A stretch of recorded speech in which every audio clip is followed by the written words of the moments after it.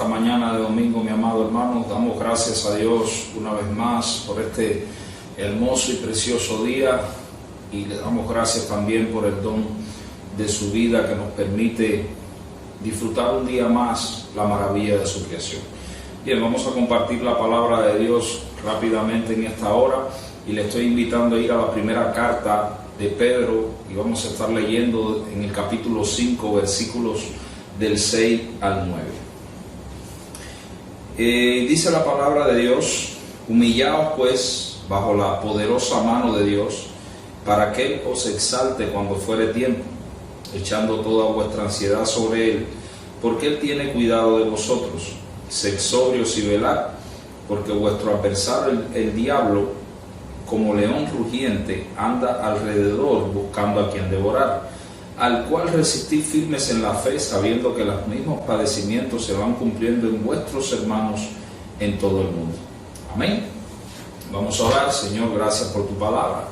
Te pedimos que bendigas nuestra vida a través de ella, Señor, y abras nuestro entendimiento en esta mañana para recibirla y ponerla por práctica. Te agradecemos, Dios, y glorificamos y exaltamos tu nombre. En el nombre de Jesús. Amén y amén. Bien, hoy vamos a hablar bajo el título Ganando la batalla. Estamos viviendo, hermanos, momentos trascendentales en la historia de la humanidad. Y si hay algo en que todos estamos de acuerdo, es que los momentos que estamos viviendo en la actualidad son momentos únicos, ¿no? Y no precisamente por las buenas noticias que estamos viviendo. El nivel de sufrimiento, hermano, que están experimentando miles de personas en este tiempo no se puede medir con estadísticas. Millones de familias sobre la faz de la tierra han perdido un familiar, y de hecho familias enteras han desaparecido de la faz de la tierra en este tiempo. Y creo que en medio de todo este caos que estamos viviendo hay una guerra espiritual que nosotros no vemos, que no pensamos mucho en ella, que muchos ni siquiera están dispuestos a pelearla. Incluso dentro de todo esto hay un grupo que no cree para nada que esté pasando absolutamente nada que tenga que ver con el mundo espiritual. La realidad es que si Dios nos diera a todos nosotros un vislumbre, hermano, del conflicto que hay en el mundo espiritual en estos momentos, nosotros veríamos una lucha feroz de las tinieblas con la luz por las almas de los hombres. Nosotros a veces hemos olvidado, y no necesariamente porque lo hagamos deliberadamente, hemos olvidado que muchas de las cosas que vamos a lograr en esta tierra y para Dios solamente se harán realidad cuando logremos vencer a las huestes espirituales de maldad que obstaculizan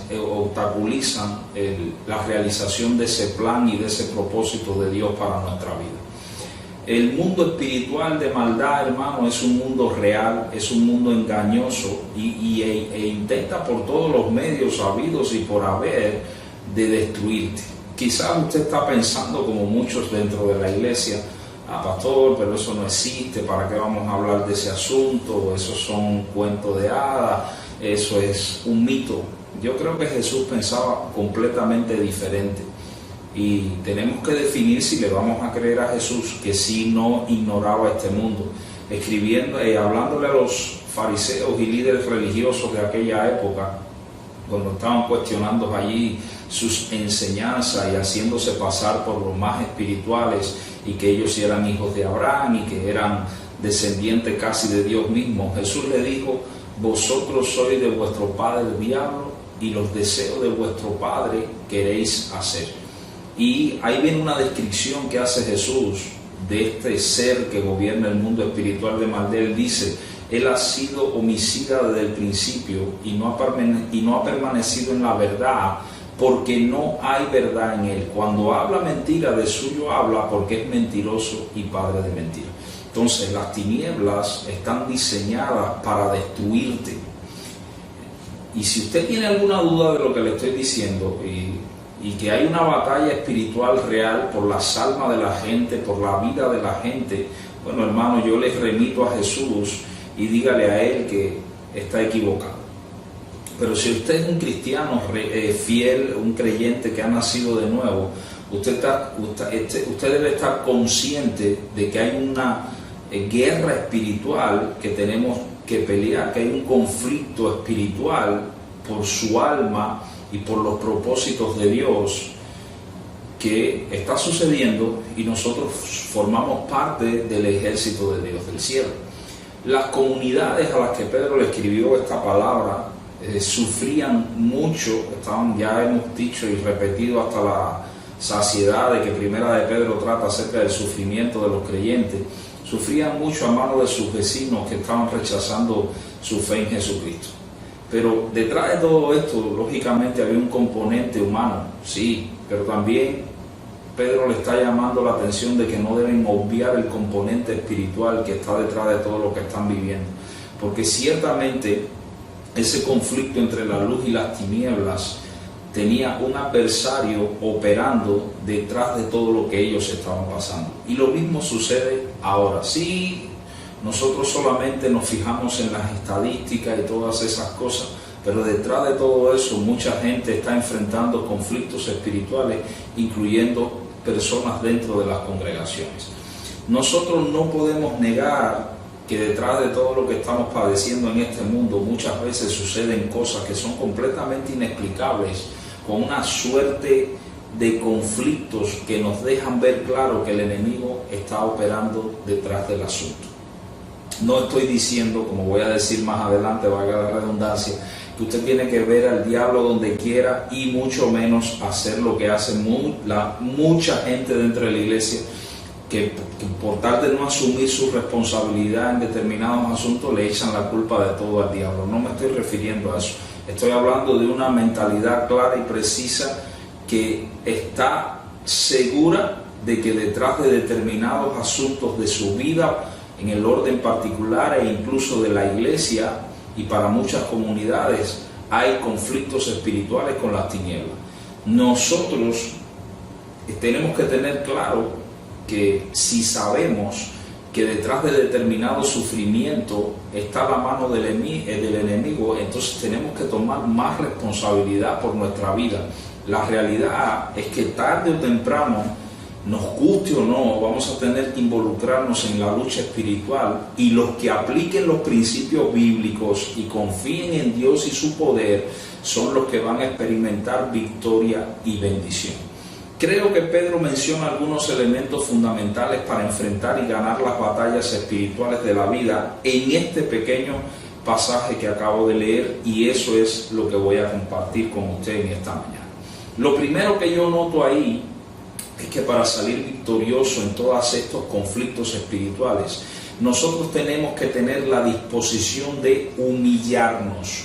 Dice Pedro en el versículo 6, humillaos pues bajo la poderosa mano de Dios, para que Él os exalte cuando fuere tiempo.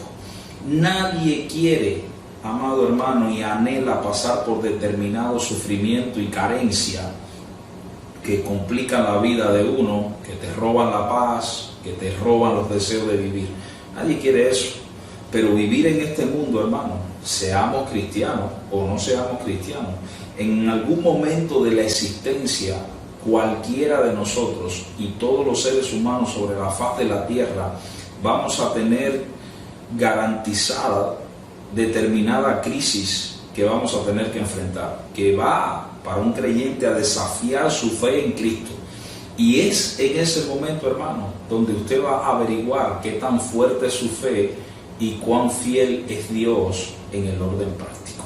Normalmente, cuando nosotros hablamos de conflicto espiritual, la gente dentro del ambiente pentecostal rápidamente lo asocia con expresiones de reprender al diablo y de expulsar demonios. Y no estoy diciendo que esto no tenga su validez, pero Pedro no comienza por ahí, hermano.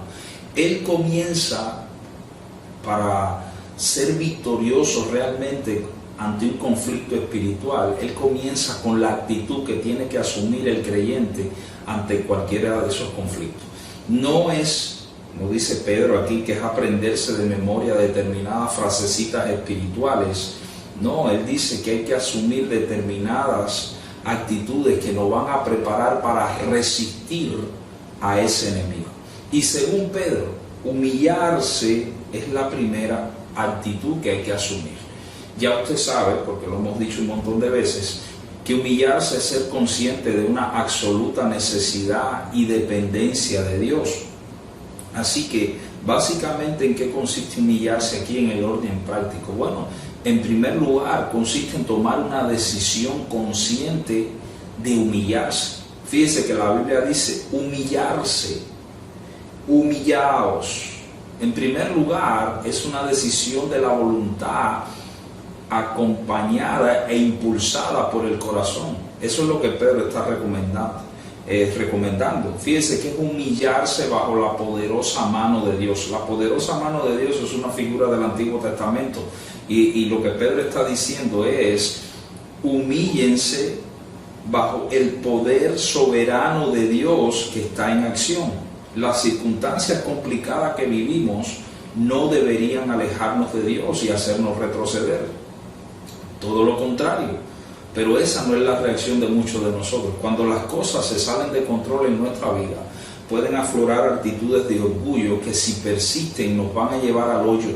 Ya Pedro ha dicho en los versículos anteriores ahí, en el versículo 5, dice que Dios resiste a los soberbios y da gracia a los humildes. Y cuando usted va al Antiguo Testamento, hay un salmo que cantamos incluso, Salmo 138:6, donde decimos, porque Jehová es excelso, en otras palabras, porque Dios está exaltado, porque Dios está en el trono, pero dice, y atiende al humilde, mas al altivo mira de lejos.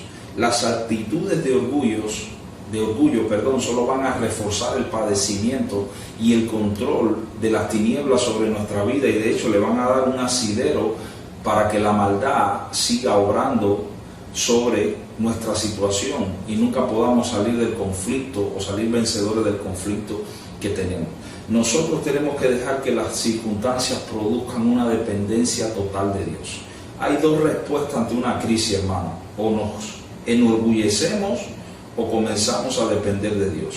Si comenzamos a enorgullecernos, vamos a convertirnos en gente que tiene una autodependencia de sí mismo, y a la larga esa autodependencia humana en conflictos espirituales simplemente es una extensión del control satánico sobre nuestra vida.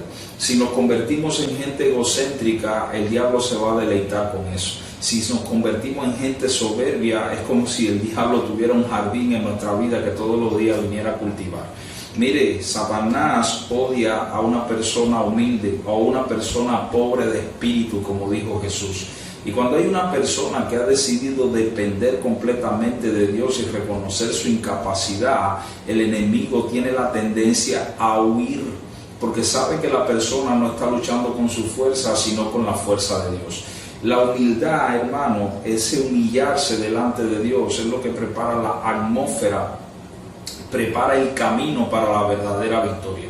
Usted nunca, escuche bien, va a ganar con Dios si no está dispuesto a depender de Dios y si no está dispuesto a reconocer que tiene que correr a su gracia.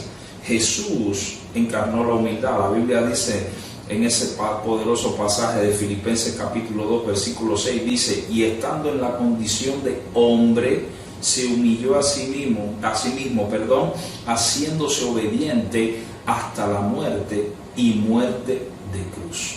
Entonces, amado, tiene que decidirse a humillarse. Y por favor, si usted está enfrentando determinados conflictos, decídase ya. Pero eso nos lleva a otro elemento más de lo que consiste en humillarse.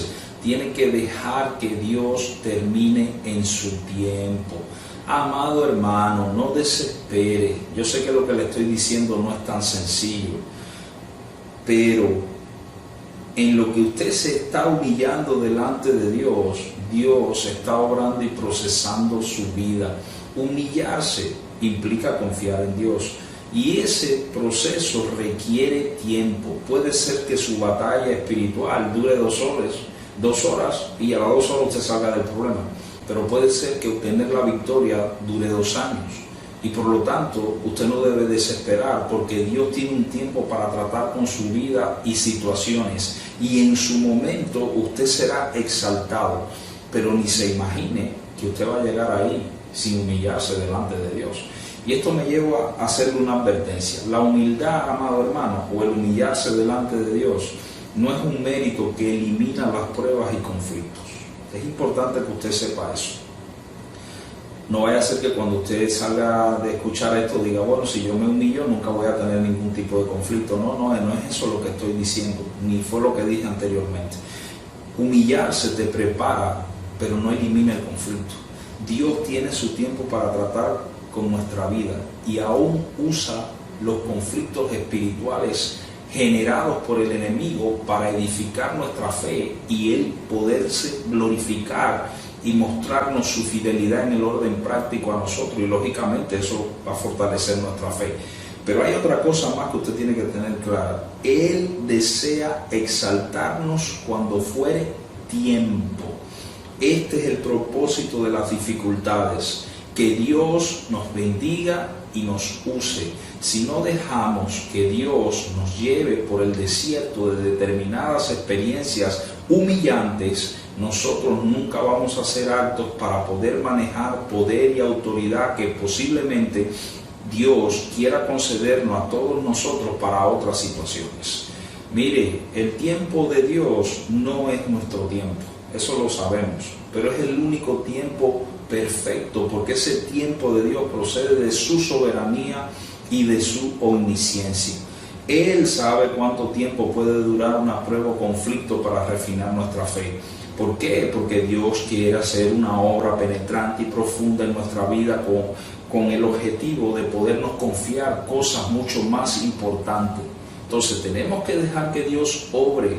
Los conflictos espirituales, escúcheme bien, no son solo para librarte del enemigo y sacarte del problema como pensamos la mayoría de nosotros. Sí, todo eso está incluido ahí, pero esos conflictos espirituales son para prepararte y que Dios pueda exaltarte sin que se te suba la fama para la cabeza, hablando en buen cubano.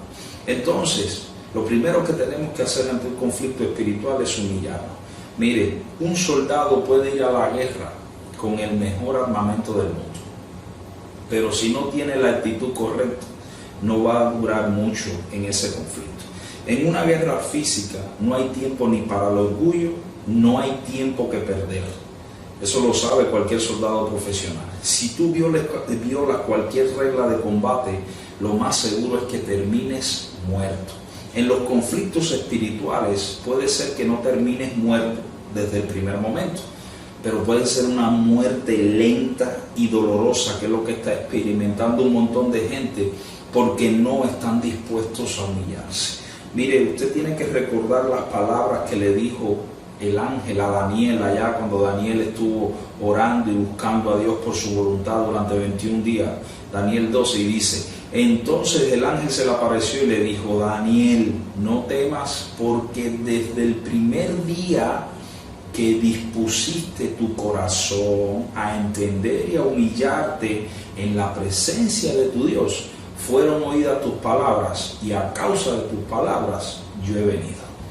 Amado hermano, Dios viene a ti en su tiempo y te exalta. Así que lo único que tenemos que hacer nosotros es humillarnos delante de su presencia. Eso nos lleva a algo más que dice Pedro. Tenemos que aprender a manejar la ansiedad en medio de los conflictos espirituales. Fíjese que el versículo 7 dice: echando toda vuestra ansiedad sobre Él, porque Él tiene cuidado de vosotros. Pedro no había estudiado psicología, pero sabía de primera mano que los conflictos espirituales pueden ser desgastantes y generar altos niveles de ansiedad. Todos nosotros lo sabemos. Hace poco mi esposa me leyó los beneficios de un complemento vitamínico que se llama PB2. Ella lo buscó ahí y estaba leyendo los componentes y los beneficios del complejo vitamínico. Y entre los beneficios estaba que era capaz de generar un estado o un ambiente positivo. Entonces, yo me quedé medio asombrado. A ver, hermano, yo dudo mucho que una pastilla pueda generar este tipo de estado. Pero la realidad es que la ansiedad se combate en la actualidad con pastillas. La mayoría de la gente quiere tomarse una pastilla para eliminar el asunto de la ansiedad. Pedro no niega, fíjense que la Biblia no lo dice, que habrá ansiedad en medio de esos conflictos espirituales. Él hace un llamado a aprender a manejar esa ansiedad y comparte cómo es que la podemos aprender a manejar. En primer lugar, él dice que tenemos que poner la ansiedad sobre Dios. Fíjense, la ansiedad es cualquier deseo que tenga el potencial de provocar disturbios emocionales o mentales, robándonos la paz y generando situaciones de estrés y de depresión. No es fácil, amado hermano, manejar la ansiedad y va a requerir tiempo para que nosotros podamos controlarla. Y esto va a ser un proceso que va a depender en gran medida de la capacidad que tengamos nosotros de confiar en Dios. Es así como Dios trabaja con nuestra ansiedad. El secreto de Pedro está ahí, lo dice en la palabra echando toda vuestra ansiedad sobre Él. Y ese término se refiere a colocar o a poner algo sobre otra cosa con mucha energía, concebido como arrojado algo con fuerza. Hay gente que dice que hay que hacer algo y que no puede permanecer con los brazos cruzados cuando están enfrentando determinados conflictos. Yo no estoy diciendo eso. Confiar en Dios no es estar con los brazos cruzados, hermano. Lo que le estoy diciendo es que usted se ponga a orar y ponga delante de Dios todo desánimo, toda desesperación, toda duda, todo dolor, todo sufrimiento, todo temor y cualquier otra prueba que esté enfrentando. Pedro nos está diciendo que esas cosas no nos está diciendo, que esas cosas van a desaparecer automáticamente. Está diciendo que la ansiedad que provoca o que viene como consecuencia de todas esas cosas no va a ser presa de nuestra vida. La Biblia dice, el salmista dice, hermano, en el Salmo 55:22, echa sobre Jehová tu carga y Él te sustentará, no dejará para siempre caído al justo. Entregar la carga al Señor es una bendición suprema. La mejor forma de descargar el peso de nuestras angustias es descargarla sobre Dios. Otra persona no puede llevar determinadas cargas de dolor y de sufrimiento que lleva. Te pueden acompañar. Y aunque la Biblia dice que tenemos que sobrellevar las cargas los unos a los otros, hay determinadas cosas que lo que hace la persona que te acompaña es entregar esa carga a Dios en oración, es ponerla delante del trono de la gracia de Dios para que el socorro de Dios venga. Una pastilla, hermano, te puede quitar el dolor de cabeza, pero no te resuelve la situación que provoca el dolor de cabeza. Así que te estoy haciendo un llamado para que verifiques sobre quién estás poniendo la ansiedad.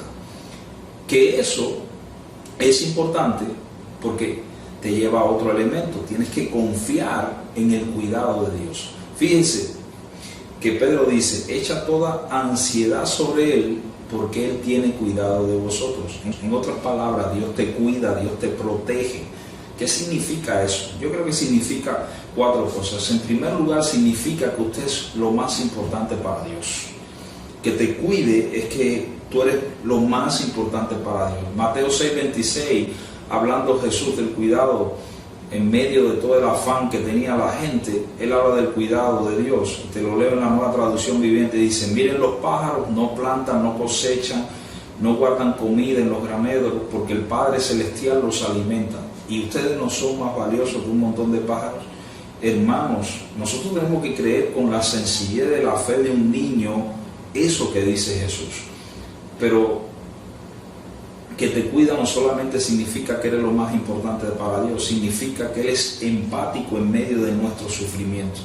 La Biblia dice en Hebreos 4:15 que nosotros no tenemos un sumo sacerdote que no pueda compadecerse de nuestras debilidades, sino uno que fue tentado en todo según nuestra semejanza.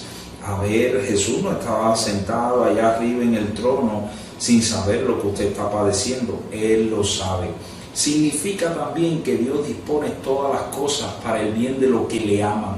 Por eso lo repetimos tantas veces, Romanos 8:28, y sabemos que los que aman a Dios, todas las cosas le ayudan a bien.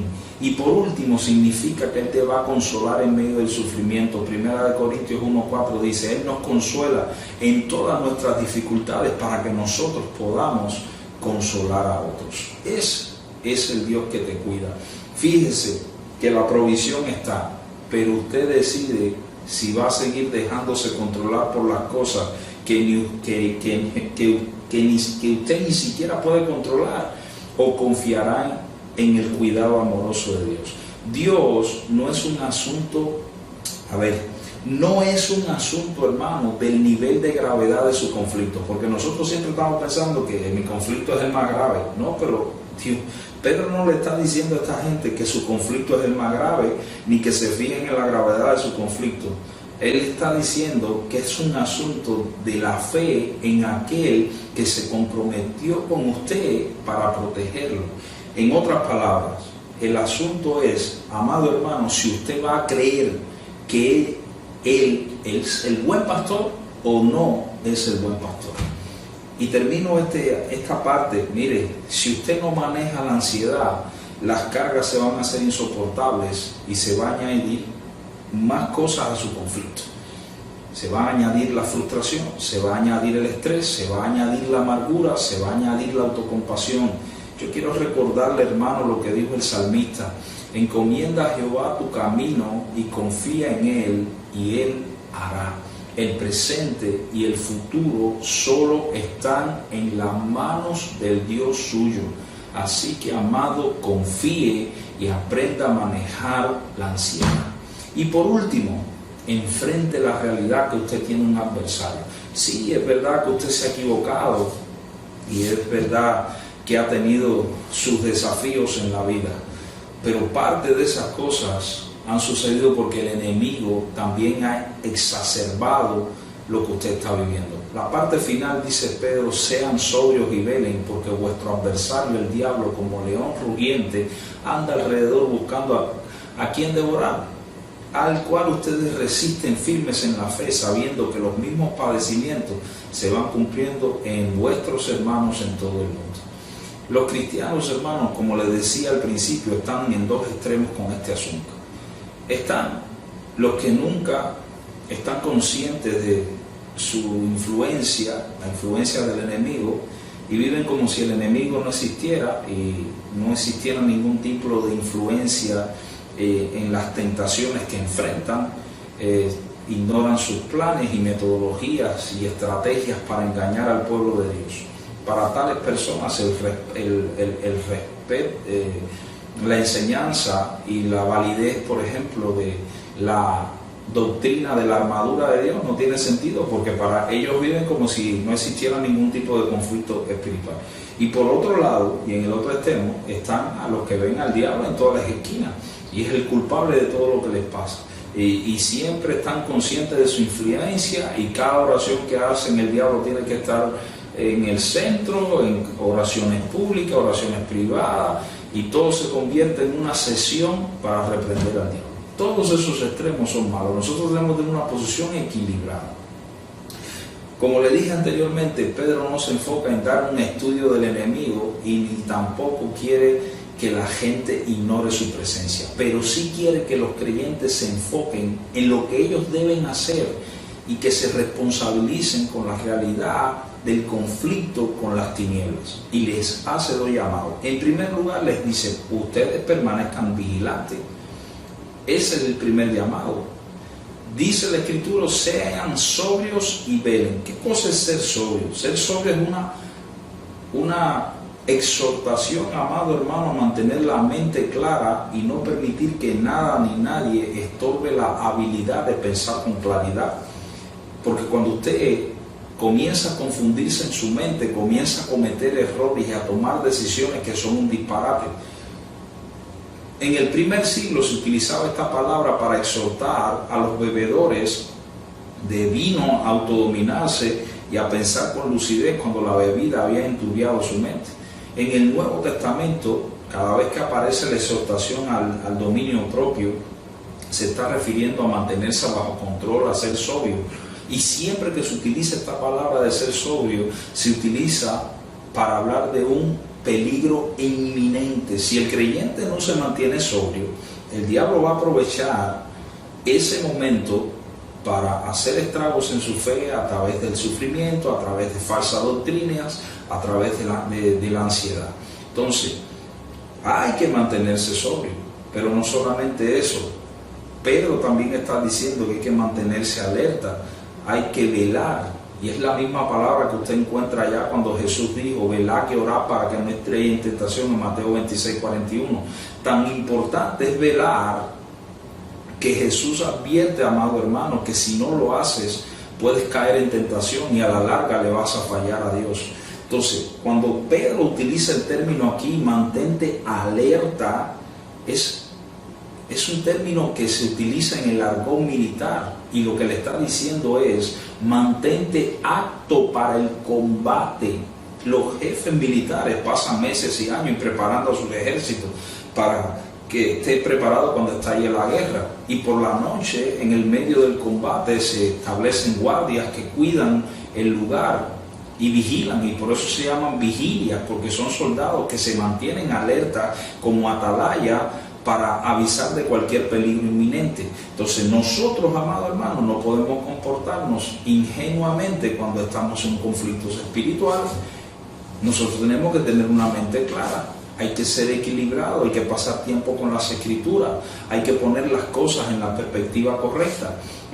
Recuerde que la forma de actuar del adversario es la forma en la que actúa un león, es lo que está describiendo Pedro. Él anda alrededor. ¿Qué está buscando? Está buscando el lugar más débil, está buscando el lugar más desprotegido para por ahí atacar. Usted, su casa, su matrimonio, su familia no tienen por qué serlo. Manténgase vigilante y sea sobrio.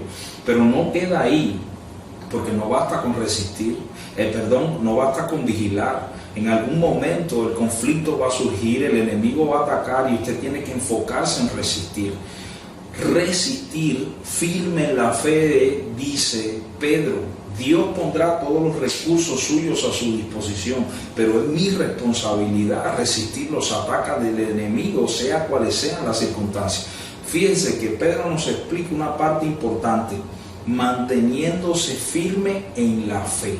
La imagen que está usando Pedro se usa para referirse a la posición que el soldado bajo fuego enemigo adopta en la batalla. En otras palabras, él se mantiene firme a pesar de todo lo que está pasando.